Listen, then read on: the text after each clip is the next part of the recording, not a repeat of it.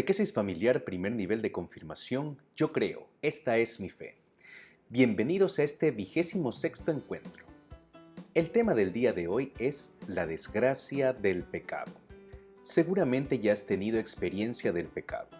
Quien va a cometer una falta cree que de algún modo lo que está haciendo le dará alguna alegría, lo hará feliz.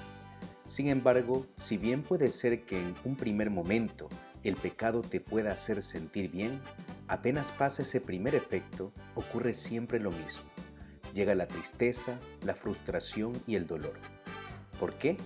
Porque el pecado es una falsa ilusión y nunca da la felicidad que promete, sino que deja esclavitud y soledad. El pecado es siempre una ofensa a Dios que consiste en desobedecerlo de alguna manera. Podemos definirlo como toda palabra, acto o deseo contrario a la ley de Dios. Llamamos pecado mortal a toda falta que rompe la amistad con Dios y por eso causa la muerte del alma de quien lo comete, pues pierde la gracia de Dios y ya no tiene la vida de la Trinidad en él. Para que exista un pecado mortal, es necesario que se cumplan 3 condiciones. Materia grave. Cuando el pecado que se ha cometido es gravemente contrario a la ley de Dios. Plena advertencia. Cuando conocemos el mandamiento contra el cual hemos faltado y somos conscientes del acto que hemos llevado a cabo. Consentimiento deliberado. Cuando somos libres en el cometer el pecado sin que nada ni nadie nos obligue. Si no se cumplen estas condiciones, no hay pecado grave.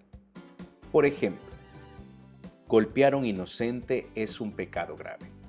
Pero si al mover mi brazo golpeo sin darme cuenta a alguien que no había visto, no he cometido pecado pues no tenía consentimiento de lo que estaba haciendo.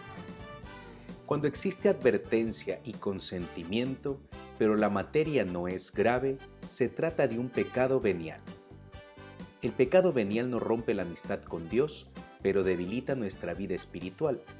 Si bien 1000 pecados veniales no hacen un pecado mortal, cada pecado leve que nos permitimos prepara el camino para que podamos fallar gravemente contra Dios.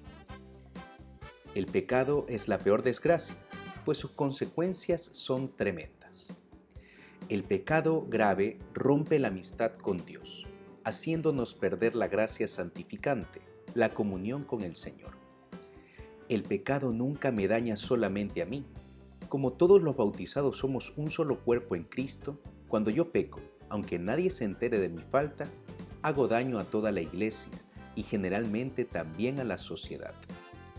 Pecado trae pecado. Quien peca frecuentemente se acostumbra al pecado y se hace su esclavo. Llamamos vicio a un pecado repetitivo del cual es difícil salir. La muerte eterna. San Pablo dice que el salario del pecado es la muerte. Aunque Dios siempre busca al pecador para que vuelva a Él y se convierta, quien decide permanecer en pecado y muere sin arrepentirse, sufre por su propia decisión la condenación eterna, es decir, la separación del Señor para siempre, acompañada de enorme tristeza y dolor. Pidamos la efusión del Espíritu Santo para rechazar siempre el pecado y permitir que Dios reine en nuestra vida. Ven Espíritu Santo, llena los corazones de tus fieles y enciende en ellos el fuego de tu amor.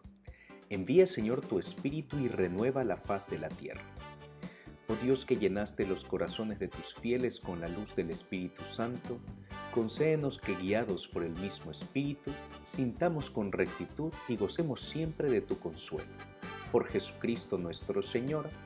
Amén. Que Dios los bendiga siempre.